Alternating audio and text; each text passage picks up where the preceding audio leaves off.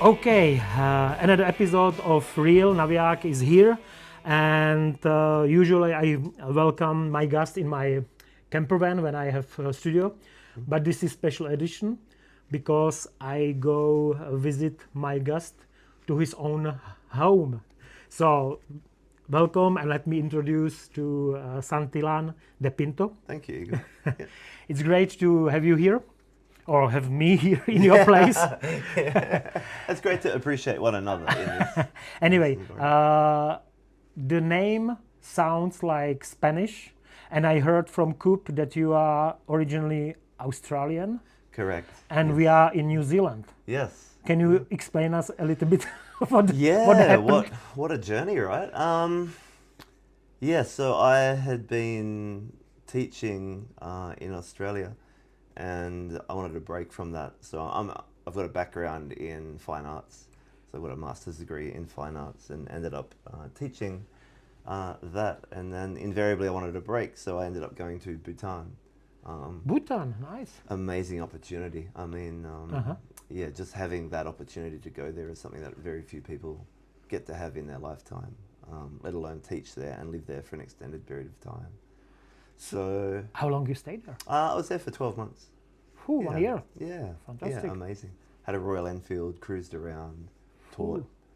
But yeah, to your point, then I got back to Australia, and it was, one of those pivotal moments of what now? Mm-hmm. So I thought I have a history with New Zealand. So mum and dad honeymooned here. Mum came over and picked fruit when she was younger, so it wasn't unfamiliar to me. And what a beautiful place! And of course, the lure of fishing. Mm-hmm. I think fishing has intrinsically been a part of my life in some form for as long as I can remember. Okay. And it seemed like coming back to Australia was just a little bit disingenuous, and I wasn't really vibing on what was happening in the country at the time. And New Zealand just seemed real, and it was a good decision to make in hindsight. So you was born in Australia. Correct. So you Yes. have Australian passport. Yes. Okay. Yeah. So born in Coffs Harbour, and grew up in a small town called Sawtell. Okay. So little surfing village, one main street. Nice. Yeah, fantastic job. And when you moved to New Zealand, you just now we are in Queenstown. So you started and ended here, or you were in another places? No, correct. Yes, I started. I moved over in 2012, so I've been here that whole time. So yeah, very very fortunate. Uh-huh. When I'd come over before, I'd been to Wanaka.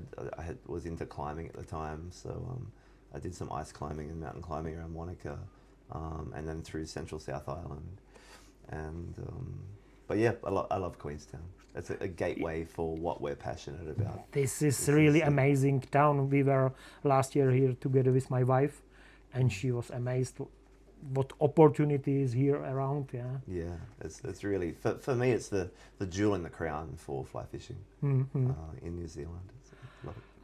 And the name Santillan De Pinto. Yes. What is history of this name? Yeah, great question. I don't really tell many people the origins of it, but Mum, when she was pregnant with me, was listening to a South American flute panpipe player called Fracio Santillan. Uh-huh. So correct pronunciation is Santillan. Santillan. Santillan. Okay, Yes. sorry Yeah, for yeah, that's okay. miscorrect. Yeah.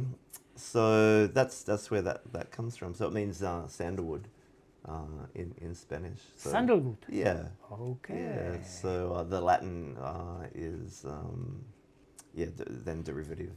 Okay. Yeah. Okay, let's start to main topic of my podcast. Sure. It's about fishing. Yes. How old were you when you started fishing? Good question. Fishing's just been there in the background for as long as I can remember. I think growing up in a small coastal village, and it was a village, it was not a town, I have recollections of going down to the rock pools. So there's a headland at Sawtell. It's just absolutely stunning. And just floating around in the rock pools and looking at all the marine life. And I was What does it mean, rock pools? So this base between rocks? Yeah. Okay, At okay. the base, so we have the headland, and then there's an island, and all the rock pools just around there. and just being absolutely fascinated by all the life that was in there. It was just seemingly another world. And then, you know, growing up, I think my segue into fishing and where I am now was through spearfishing. Spearfishing. Mm. It's totally different discipline. Totally different. There is no Yeah. catch and release. No catch and release. But I think within that, you can be what I've grown to appreciate about spearfishing is you can be very selective as to fisheries management. You know, you can be species selective, you can be gender selective and size selective. So you can be very conscious of what you're taking, And which I really liked. But, is it dangerous? good question. Especially in Yeah, Australia. it is now. I think with the changes in fishery management that's happened in Australia, you're seeing a lot more incidences and shark encounters, which is something that I thankfully didn't experience when I was growing up. We were aware of them; they were there. The bull sharks were there, but not to the extent that they are So now. So no accident around. no, occasionally, sharks. occasionally a wobbegong, which is an Australian term for like a shoveler shark, would come along and take your catch. But that was kind of it. You know, a couple of punches to the snout would prevent them. But yeah, no real. And experience with another sharks. experience, because when I was in Australia, especially in Tasmania, I asked everybody about accident with spiders or with snakes. Yes. And I was there, 3 weeks, and I asked almost everybody who I met. And everybody said to me, I know one friend has friend and another has friend, and that was bitten by spider. Yeah. And that, but nobody knows personally that somebody was beaten to the death. Do you know anybody like this? Oh God. Yeah, it's a common theme growing up in Australia. You just encounter all of those kind of things. Yeah, and country, yes, but Yeah. to be Yeah, no one's been bitten directly and had consequences around it. But What about- I've certainly trod on snakes. You know, you just grow up inherently barefoot in Australia. It's just what you do. So you know, running through the bush and feeling something squishy underfoot and looking around and something so squishy. it was a little bit squishy. That felt a little bit different, you know. And then looking around and it was a snake, and that's why it felt different. So, but you know, you see them, and it's good to have pythons around, and they're healthy for the habitat. Yeah, how it's strange that here is nothing. It took me a long time to relax to the fact that I could just lay down on the side of the river. Yeah. I remember fishing for bass in the Man River, which is for the behind Coffs Harbour. You've got a big catchment that holds bass, and I was walking through the grass, and a red-bellied black snake. The grass was this high. It reared up this high, and it actually flattened out like a cobra. It was amazing. I was fearful then, but I wasn't. And then it suddenly, it dropped. That's when the fear kicked in. I thought, if this creature was that big, and now I can't see it, shit, that'll make some noise. So, Okay, so and this fishing, you start by your own, or somebody introduced you to fishing?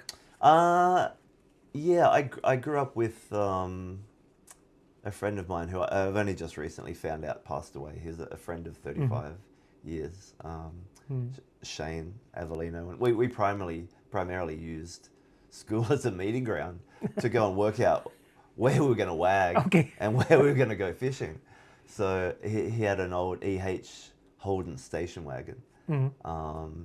And it had holes in the bottom of the floor pan and mats that were covering it up, and you'd lift the mats back and you'd see rust, and you'd see the road whip by at a rate of kilometres, and that's what we would do. We just travelled up and down the mid-north coast and go spearfishing. So but to a level that we were going 3 times a day. 3 times Morning, lunchtime, my bed had sand in it, and there was fish scales, and the constantly the smell of salt and unwashed hair, and it was great. It's just the kind of thing that was just wonderful. And fishing is one thing, Yes. but fly fishing is totally other level. Correct. Who Yeah. introduced you, or when you started with fly fishing? So, Mum and Dad came over to New Zealand, and there was two things that Dad brought back. He bought a 270 rifle, bolt action rifle, and he bought a fly rod back with him. Ah, And there's a whole story that goes around him bringing this rifle back and it getting impounded by customs, but that's perhaps for another so conversation. he just put it to the. Well, he thought that you could just put the bolt in check-in, Check-in. and carry the rifle on the plane. You couldn't, of course, do that, and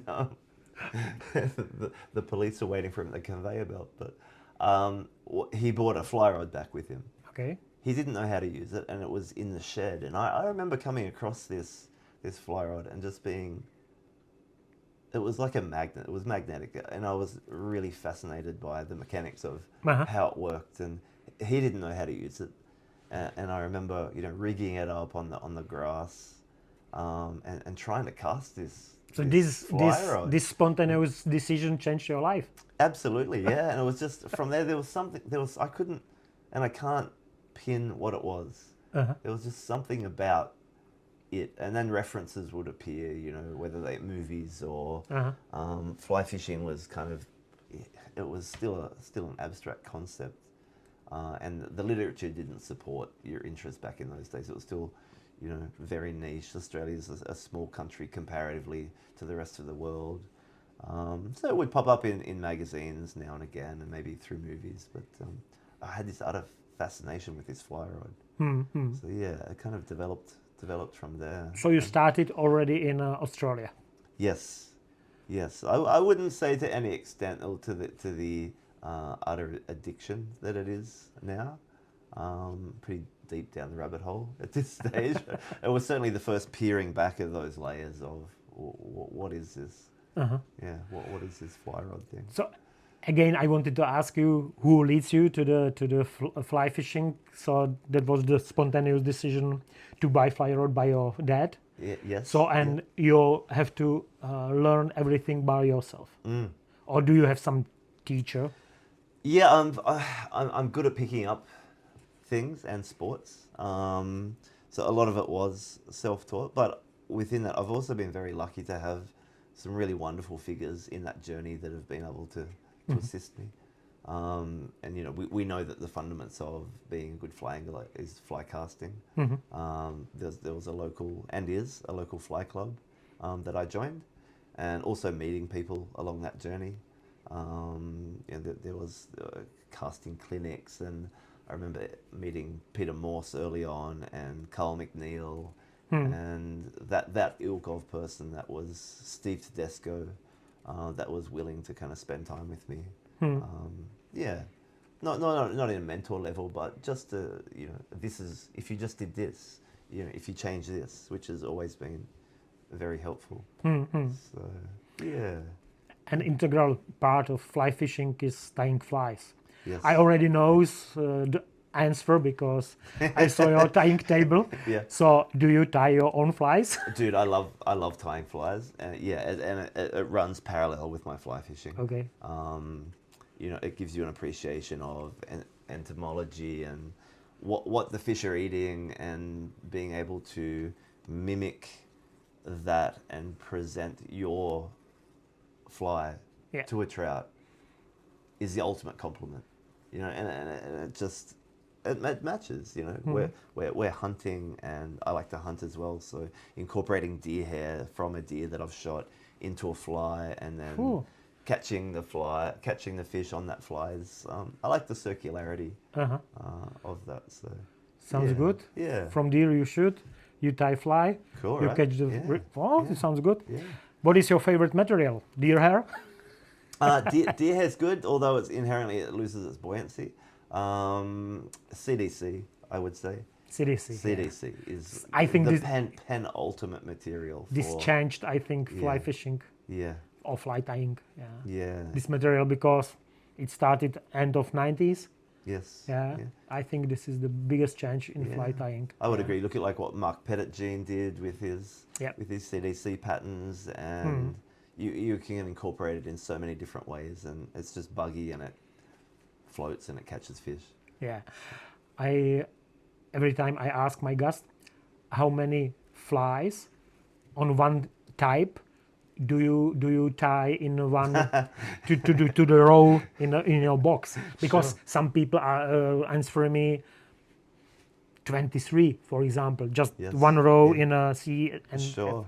How Okay, many? you're really buying into my OCD nature here. So each fly in my, I usually tie 12 because 12. if I Okay. space them out evenly across a row, and I like to have a gap between my flies, 12 is 12 is exactly. Yeah, aesthetically yeah. pleasing and it works. And probably by tying the 12th fly, I'm pretty much ready to move on to a new pattern So by you then. have OCD. If Yeah. is this one In missing, my fly box, there's nothing like opening a fly box and seeing it nicely organized at the start of the season. Does it look like that at the end of the season? No. But and do you buy some flies or do you uh, increasingly less and less. less and less? Yeah. And Yeah. if you are buying flies, which flies will be this? Probably some more of those, complex foam patterns where I just don't have time, Some terrestrials or terrestrials. Yeah. okay. Yeah, I used to have an aversion to dry flies, tying them, but yeah, I'm quite happy tying parachutes and more complex flies. Simple but complex. So you live in heaven for fly fishing.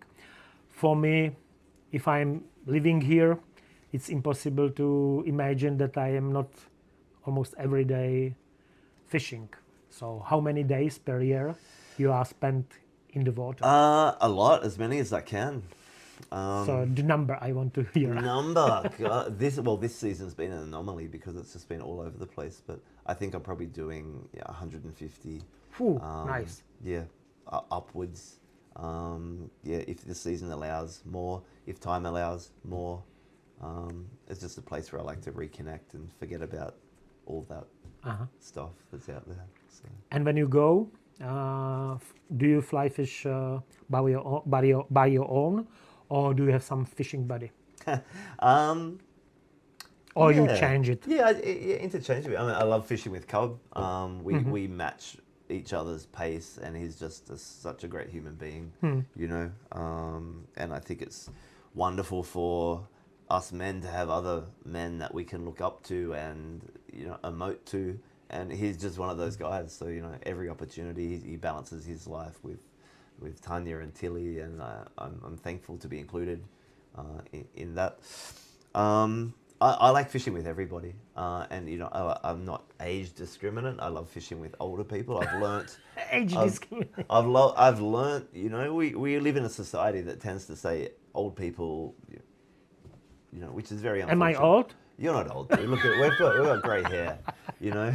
Be careful. we live in we're gonna get maybe. If I get to 90, it's going to be a good life. We've got to remember that life on this planet's very short. Actually, I just came from Waiakea campground, Yes. and there was two guys from Scotland. Hard to understand them, but Yeah. okay. Peter and the other name I forgot. 73, 68. They sleep in a tent Awesome. and fish every day Yeah. for 3 to 5 weeks, and they are going here every year from 2001. Crazy. Awesome. Yeah. Yeah. Old people, Yeah. but Yeah. still young. Still young, and I think that's the thing. Keep it. Your mind just needs to be young. Be young in your thinking. And I'm very privileged in that. And I want to share some of this knowledge that I've accumulated over the time. So I'm more than happy to take other people angling as well, whatever level that they're at, so they can have the opportunities to learn that I did. So you share your knowledge. I love to, and I think it's essential for the growth and the continuity of the sport. Yeah. If we're gatekeepers, the sport of fly fishing is going to get nowhere. And yeah, I think it's just really important to be able to impart knowledge, because it's all those small things that someone does. Like when I have the opportunity to fish with you, I'll be looking. Yeah, we have to do it. Yeah. What are the small things that Igor's doing? Okay, he's just doing that. Igor, why are you doing that? And you pick all these up and you incorporate those into your repertoire of angling. If they're of value to you, so It's great. Fish with everyone. Pick up what you can, Yeah. and then share that. Please share it. Share that knowledge. Yeah. So important. I'm always shouting when I hook the fish. I've heard. Coop and also Corey, my friend from New Zealand, they stand behind me and they said, "We just enjoy to see how you enjoy it." Anyway, about equipment, if you Yes. choose the best equipment which you can imagine or can you afford, what it will be. I mean, rods, reels, Sure. Yeah. fly lines. Yeah. Great question. And I've been thinking about this a lot lately. I am more interested in the action of a fly rod now than I am behind a name that's on Okay. it. So what I mean by that is, I've started to have an appreciation away from the marketing hype that we need ultra fast action fly rods to do everything that we need them to do. We don't. And I've been really appreciating over the last, 5+ years, slower action, moderate action fly rods. Okay. Yeah, so And when I ask you yeah. why, Why New Zealand's windy, and there's the correct amount of fly rods to own is what you currently have plus one. So there's always an excuse to have another rod. But it's good, huh? Yeah, And yeah, you can yeah. apply that to everything. But I love my fast action fly rods, and they very much get the job done for New Zealand. Do they do everything particularly well? Anything, but not really. They're kind of generalistic. Slower action rods have their time and their place. I mean, we're currently in February, so I don't want to be tying on double nip rigs. I want to be catching fish on the dry fly. I'm not a dry fly purist, but this is the time of the year when I have that window to do that. So the presentation that a moderate fast action rod has in its ability to turn over longer leaders and subtly present a fly is just, it's marvelous. It makes me slow down. I enjoy my angling more. yeah. Love it. Yeah. And brand, if you can promote. Uh, I just want to control this. Yeah, sure. If it's everything okay? Everything is Yeah. okay? I just picked up a original Scott, when I say just, within the last 12 to 18 months, original Scott G series, 9-foot 5 weight. So I put some feelers out to some friends in Japan. That's where they all are. The Japanese love the classic rods. Yep. Put the feelers out, and within a week, it came back to me. We can have original 9-foot 5-weight G series delivered to you for 400 New Zealand dollars. I'm like, how quickly can I get the money to you? So this It doesn't sound like normal price. it's not. I mean, they're just, these are, you have what you'd pay on eBay or what have you, which is in excess of the cost of a new rod. But they're sitting there, and within that circle, people know people that will have them sitting there. So when this rod came over and I casted it, it was just beautiful. For lots of reasons. I think, what was the history of that rod? It was built in the States, and then went to Japan. And then now it's in New Zealand catching trout. So there's that aspect of it as well. But it just casts beautifully. Yeah. Long leaders, So presentation. you like also the story behind. I love the story behind it. Yeah. Okay. Yeah, it's traveled, and it's something that I fish with as much as I can. What about reel? Because some fishermen are crazy about reels like Abel Sure. and these really expensive ones. Yes. Are you yeah. one of these or? There's a workaround to this. So in trout fishing, I believe that a reel is just a glorified mechanism to hold line. I do have some very expensive glorified mechanisms that hold line, and Able is one of the brands that I do like. Lamson are great. One thing I would say, Igor, that it does have to have for me is an outgoing check sound. It doesn't have to be loud, like hearty, perfect loud, but it needs to signal something and sing. So, but yeah, Abels are beautiful. They're tough. I'm not that delicate with gear, So that good anodizing, if I drop it or what have you, they just last. Yeah, I think For- this is kind of piece for glass vitrine to put on the wall. Today I saw in Fishing and Hunting one able, and it cost, I don't know, 22,000. Dude, it's a lot of money. Yeah, it's big money. For It looks really nice because Yeah. it was in finish like rainbow trout. Yes. Yeah. You can do, and that whole aesthetic game again interests me. Backing needs to match the thread wraps on. I like all that. It's Yeah. nice to have. If Yeah. I unwrap my rod and assemble my reel, I like to think before I start fishing. It's not that's nice. I like my equipment. Okay. So, yeah. Which fly line do you use? I've more so moved to SA lines. Okay. I think they're beautiful. They cast well. The durability, the ATS Cody on them is exceptional. The Nice. tapers are very, very nice. You can have a more aggressive weight forward line, or this time of the year I can move to a more presentation based taper. Yeah, and I'll do that. Instead of changing rods, I don't often fish a 6 weight. Yeah. I love a 5, but I can make my 5 behave So- similarly to a 6 by putting a heavier line on it. So you put sometimes heavier line. Yes. Okay. Yep. Yep. Yeah. Sometimes I think it makes sense here, especially when a windy condition. These 2 days were really horrible for me. I was on already Yeah. totally blank. I Yeah. saw some fish I couldn't present right way. Maybe 6 weight will be better. Yes. And especially how long leaders do you use? I mean whole leader, because this is specialty also Yeah. here. Yeah. I'm probably 18 to 20. Yeah. Yep. So probably I just want to have, if I wrap the leader and tip it just behind my reel, I probably just want to have the inside loop of the fly line behind the tip topper. So when I drop everything off, it's ready to go. I don't have to try and Yeah. get So fly. almost- probably 8. Yeah, just Almost two length or 2 rod front. lengths. Yep. Okay. Yeah, I think that's essential for New Zealand. Yep. If you are going fishing, what do you prefer? I mean, I know answer lakes or rivers. Rivers. Rivers. Yeah, yeah. I've never Isn't really it been. pity? Isn't it pity because the lakes are here also nice? Yeah. And I yeah. mean, not so many people fish them. No, they don't. Yeah.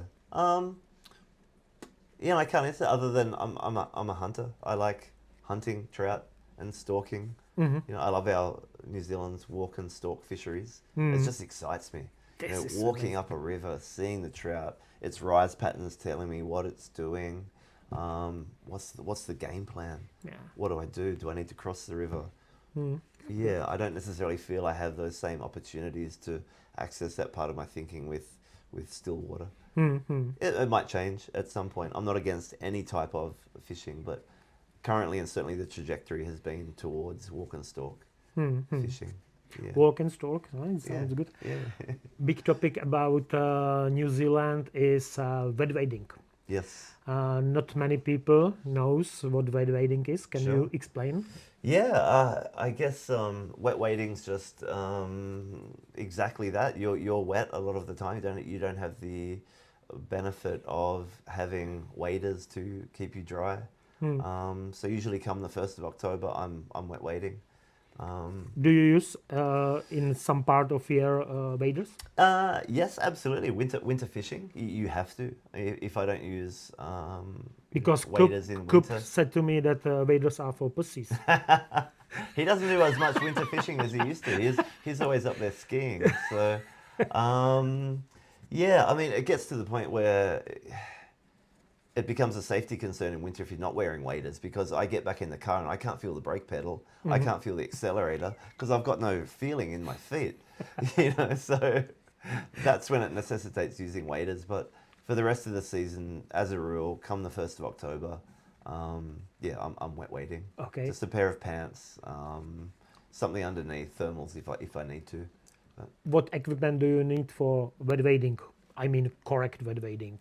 Sure. Great boots. New Zealand is where gear comes to die. So having appropriate footwear to support doing big days you know, and just before you arrived and we started filming and we're talking about how long is a day's fishing. Well, can be anything. It can be 10 Ks, it could be 5 Ks, it could be 20 Ks in a day, can be more. I just came back from a trip where we did 35 Ks over 2 days. So boots are important, you know. Which boots do you use? Well, Patagonia, Forras, you know, even if I wasn't associated with the brand, arguably the best boot produced. Just the durability and extent to which the product team has gone about the whole process from concept to end result is amazing. Yep. They hold up. My dinners Yeah, stay in a room, yeah, and I use only for us. yeah, yeah. They're light. Yeah, They're you light, know, but they're durable. You know, and they're you stay here, yeah, but I am flying here, so I Yes, have to yeah. I have to You're be weight conscious, I yeah. have to take care about weight, yes. and I weighted dinners. This is 3.5 kilos, They're a heavy boot. Yeah. and one dinner is like 2 for us. Yeah, So exactly. this is argument Yeah, yeah. which counts. Yeah. So And you can with lighter boots, you know, don't sacrifice durability. But I can get back to the car and not feel like I've got you know, Besser blocks on my feet. so boots, then Boots. I don't like to fish in shorts. You'll always find me in long pants. If needs dictate, then I'll have thermals underneath. But for me, if the top part of me is warm and dry, I'm generally pretty good. If I lose feeling in my feet at those early months, if there's snow melt, so be it. and what kind of socks do you use? I do like to wear socks underneath my Ulex gravel guards. But yeah, I'm using the Patagonia gravel guards. Okay. They free drain. Ulex is not a neoprene, so again, much friendlier for the environment. There's not as many chemicals as a result of the manufacturing process, and they don't have a high compression ratio. So that means, you know, I've just gotten two and a half seasons out of my first pair of gravel guards, and it was the salt that really killed them. But when I retire them now, there's no compression on the bottom, unlike neoprene, which just, you know, after It's totally flat. yeah, it's totally flat, and there's Okay. no cushioning there anymore. So I've been super impressed with those as well. I use this neoprene socks from by Patagonia also, but I use it my way, so I don't put the guard down, but I take it over under the knee. Yep. And I mean, it won't be bad idea to have such a socks under the knee, but with additional guard. So and the best will be if there this kind of socks will be watertight. Yes. Because mainly when I'm here, I am just knee deep water, Yeah. and that's it enough. That's Only during fighting fish, I jump to the water. the commitment means you have to go in, right? Yeah. Exactly. Yeah. Okay, another big team is here. You already small talk about this backcountry fishing. You pack sleeping bag, tent, Yes. and you go somewhere to mountain. Yes. Do you do this such a fishing? I live for it. It's just that's it for me. Disconnecting with a mate, sleeping under the stars, having a fire, and waking up next to the river. That's what it's all about. You know, you're there. Your whole mindset shifts from the planning. You know, looking at Google Earth intently. Have I been into this system before? No. Let's research how to get in there. Even if I've been in there before, then you start looking, okay, oh, there's actually a tributary that runs into that. Well, there's one up here, there's another little tributary there. Well, what if I've never fished around that corner before? So let's look, is there a weather window that supports me getting in there for prolonged periods of time? I'm all about it. Get me in there. This is my dream. Yeah. To do something like this, but maybe a little bit old guy way to fly with chopper and then go back.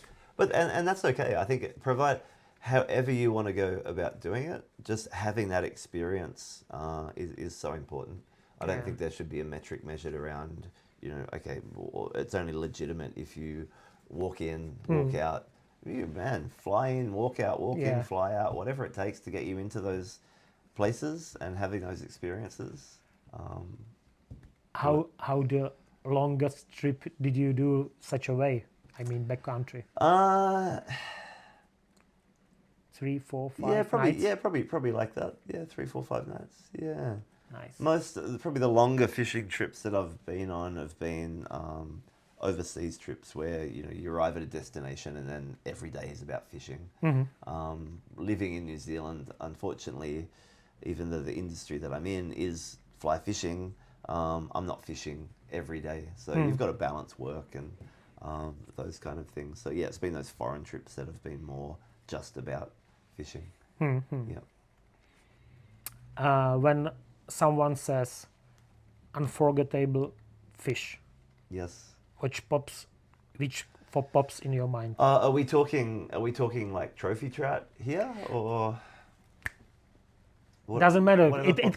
can be fish which you lose. Yeah. It can be fish which just jump Yes. and which you didn't hook, just Yeah. see in the water. Yeah.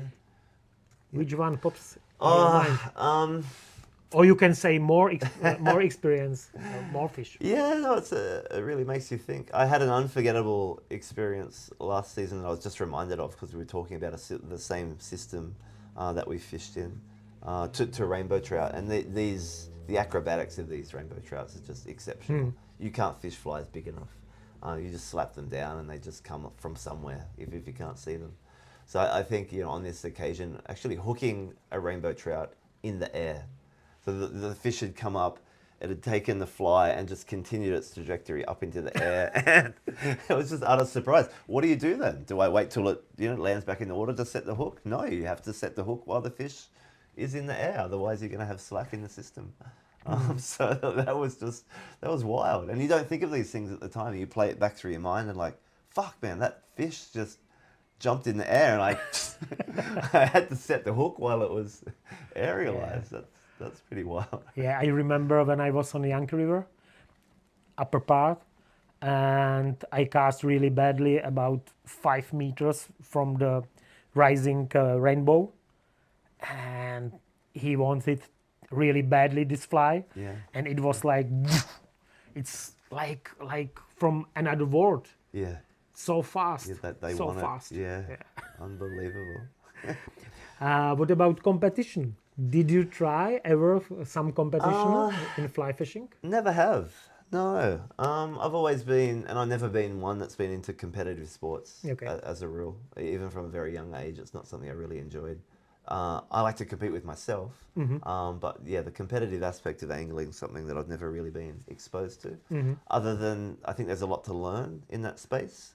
Recently having spent time with young Ollie Bassett, who's a competition angler, and then Kutka, who was speaking about just watching how they approach I know the Ollie. fishery, and and fishing is completely, and I've heard about you tying flies in just rapid speed. Is it necessary to catch fish competitively for me? No. Do I appreciate the aspects required to do it? Absolutely. I think you have to think, excuse the pun, but certainly on the fly a lot, and you need to adapt to what's happening in the fishery at the time. Yeah. So it's no different to what I'm doing on a recreational Yeah. basis, but the thought process is very similar, but probably more essential that you step into those spaces and think quickly. Yeah, for me, I always was wondering that fishermen from New Zealand are competing. Because, in my opinion, we changed the thrill from catching big fish to catching many fish. And you have here big fish. Yes, you do have some big So I fish. ask always Corey Scott or other guys from national team of New Zealand silver flies about this, and they said, yeah, this is challenging for us also. Yeah. And these young boys, Ollie Bassett or Hugo Pierce, they are really good. They are amazing, and I mean, they will have a big career in front of them. Yeah. I think so, and leaning into that part of that conversation we were talking about before, exposure to other anglers in conversations with Ollie, that's really, he's getting to speak to anglers all around the world and then having conversations around what's working. So Mm-hmm. let's try this. Is right at the kind of cutting edge of what's happening in the industry, Yeah. which is super exciting. I mean, to be able to benefit from that and bring that information into your own angling, and then as Ollie, he's very much involved in sharing and runs clinics aside from his guiding. So I think that's super exciting as well. And Also catching another species, yeah, because yes, you are here quite limited, yes, big, yes, but only trouts. yes. But we have chops, perches, Grayling, grayling, yeah, yeah, different approach, different styles. yes. Yeah. And do you have in your life some kind of role model or some hero, fishing hero, which inspires you? Who inspires you? Yeah, I do, and I know them. I mean, how cool is that? So, you know, Jeff Forsey comes to mind. Like, what an amazing human being to have him as a friend. Even before he was a friend, just seeing what Jeff was doing on the theater of fly fishing was super cool, man. Like, fishing for taimen over in Mongolia, and you get into this research phase and coming across people like Simon Chu, who again now I'm friends with. Carl McNeil, just seeing those people and knowing that they're accessible, and I know them personally now. That's pretty cool that you have this opportunity where you have people that you respect. They're still around, they're here, and they're accessible because you put the effort in to build those relationships. So yeah. I always ask my guests about, I call it top 7, about favorites. Your favorite dry fly? Sure. My favorite dry fly. I fish a lot of emerger patterns. Just CDC emergers. They're effective. They work. Your favorite wet fly? My favorite wet fly. Do you have some? Yeah. Look, I try a very simple nymph. It's just a thread body with wire body segmentation, coq de lion tail, and a bit of hairs dubbing behind the bead. It's not a glorious, pretty fly, but it's effective. It's got all the trigger points. It works. And what nymph?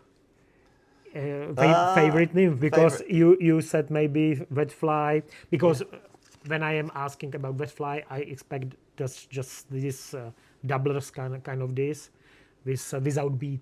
Yes, yeah, got you. Yeah, yes. Yeah, so wet fly, probably like an articulated streamer. This is another question. They work. What is your favorite streamer? I mean, they work the horror. You get them out there. They're either going to do one of two things. A fish is going to absolutely monster it, or it's just not going to be there. So. So, and do you fish here streamers? I love streamer fishing. Yeah. Because mainly when I am walking and stalking around the rivers, I mean this, it's almost impossible to catch them on the streamer. Yeah. So it's another time of season. It has its time and its place. Usually for me, streamer fishing's end of season. I'm really leaning into that predatory side of the trout behavior. That's when I'll put a streamer on. And it kind of sets me up for success in saltwater fishing as well. Your favorite water? What is your favorite river? And what is your favorite lake? My favorite type of water: small water, big trout. Nice combination. Yeah, great. I mean, and to come across them in that small water, it's almost disbelief. You see this fish sitting there. How did it get into the system? How does it survive in there? Obviously New Zealand's got some amazing clean water, which can support huge insect life. So the trout get big, and they hold there in that water. So. Yeah, there's nothing more exciting than catching a big fish in small water and just having an exit strategy. Like, what do I do if I hook this fish? I'm going to need to think about this. These are all things that go through your mind. Kup took me to some of this creek, and it was amazing. And I like it. I like it. And the lake, do you like here some lake? Again, it's something I guess I have some limited experience with stillwater angling. I don't profess to be great at it. If I was to go, I'd probably poke up around Poolburn. What a beautiful area. That's the other side of fishing that I love is just the coloration of markings on trout. And Poolburn just has some spectacular fish with red spots, gold flanks, because they're eating the kuru, the crayfish. They're very healthy. I think the average size of the fish up there is 6 pounds. So, great. Yeah. So when you say that you like the marks, you also have really nice photos, and your Instagram is full of these photos. Follow him. Yeah. And what about photography? Do you study it, or when you said that you studied arts? Yeah. So this was part of your studying? Yeah, I grew up around photography. Mum was a photographer and had her own darkroom. And, I moved towards oil paintings and sculpture, but I don't have time for that now. So, Must be yeah, but I do, I love the eye and the detail of photography. So if I'm able to capture a moment for whatever reason, whether it's to inspire others or to admire the beauty, the flanks of a trout or the surroundings that I'm in, or when I'm an old man, to be able to sit back and look through a catalogue of photos and remember these times that I had with key people in my life in key locations that'll keep me going. I did that, and it wasn't just a memory. Here's it in a photograph that represents what happened at the time. I think that's pretty special to create a story and a narrative around the experiences that we have, and really to inspire others. Like I don't fish for likes, and I never have. I like the storytelling side of photography and fly fishing for lots of different reasons, and just the aesthetics of where these places take us and the fish that we're catching and the people that we fish with us is fascinating. I know that it's not important equipment, because many time I heard that you have such a good camera, it must be great photos. Yes, yeah, of course. You hear it as a What are you photographer. shooting with? Yeah, all the time. Now I understand why your photos are so nice.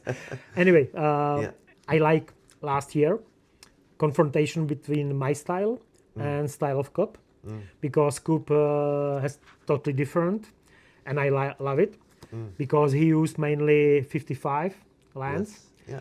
And I am more into wide angle. Sure. What do you prefer? What do you like? What do you have? I run a very limited.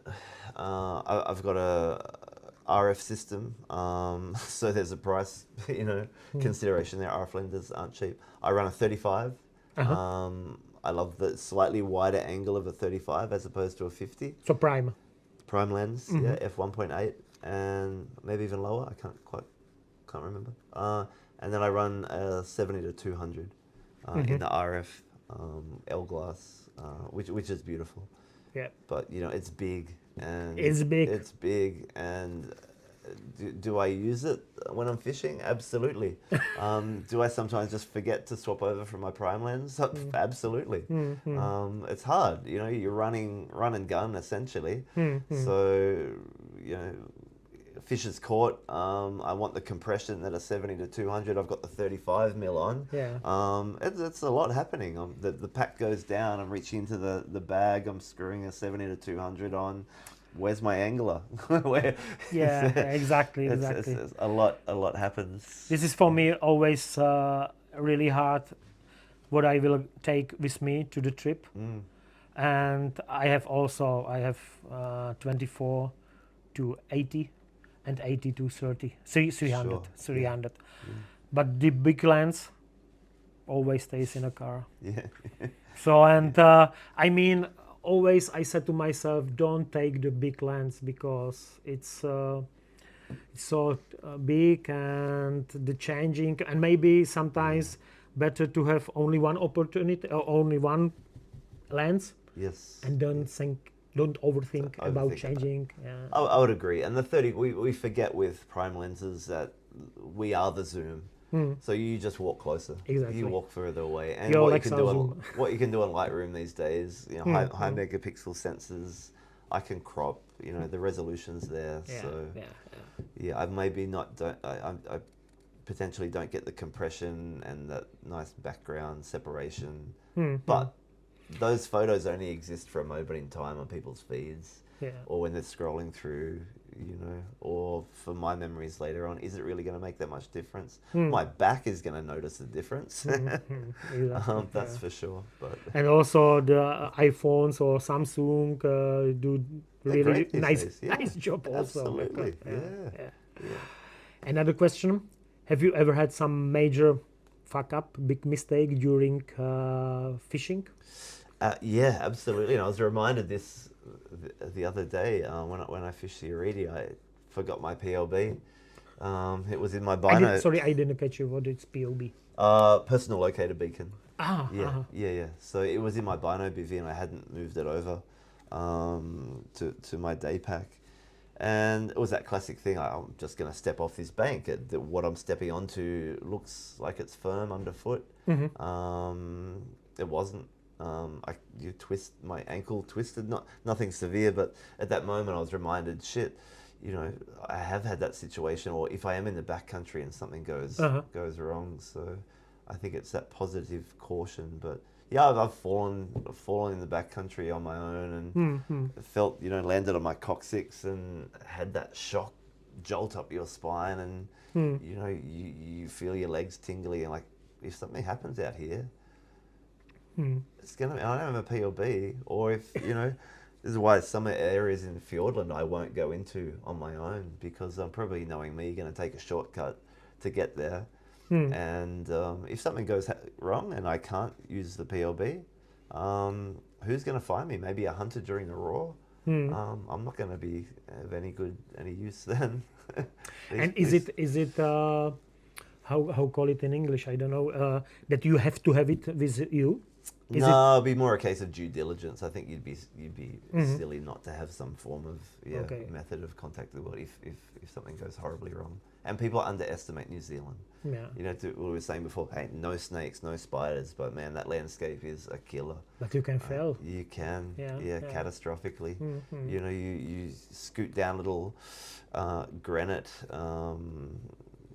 dry creek bed, and it's wet and mossy, and you ain't stopping.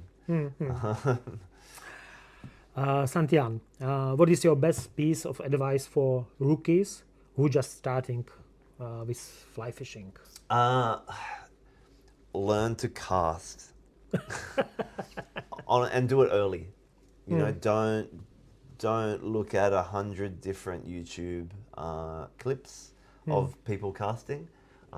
Go to someone that's certified in casting and spend time with them. Look at your casting stroke, because, and I say this all the time, it's easier to learn good habits than it is to unlearn bad habits. When you burn those neural pathways in, and the muscle memory kicks in, it's hard to unlearn. So learn how to cast, get someone to look at your casting stroke and do what it needs to take, because it's once you get those fundamentals down, they're the building blocks for everything. So do it well, and I think you're going to have and be set up for a much better success earlier on than having to fault diagnose later on. This is great advice, especially because now it's more and more using Euro nymphing and nymphing, or Czech nymphing, French nymphing. And you don't have to cast there. Yeah, no, you don't. You just got lobbing flies. In my opinion, this is not real fly fishing, because for real fly fishing you have to use fly line. So uncasting is essential. Yes, yeah. Okay, Santian, thank you so much. Thank you, Igor, for your time. It's been a pleasure. Yeah, it was great, and I am pretty sure that for my listeners it will be really interesting. Your fishing journey. Listen to me banging on for a little bit, but. Thank you very much. Yeah, thank you, Igor. I appreciate it. Yeah, cool. Okay, you have it. Nice, easy.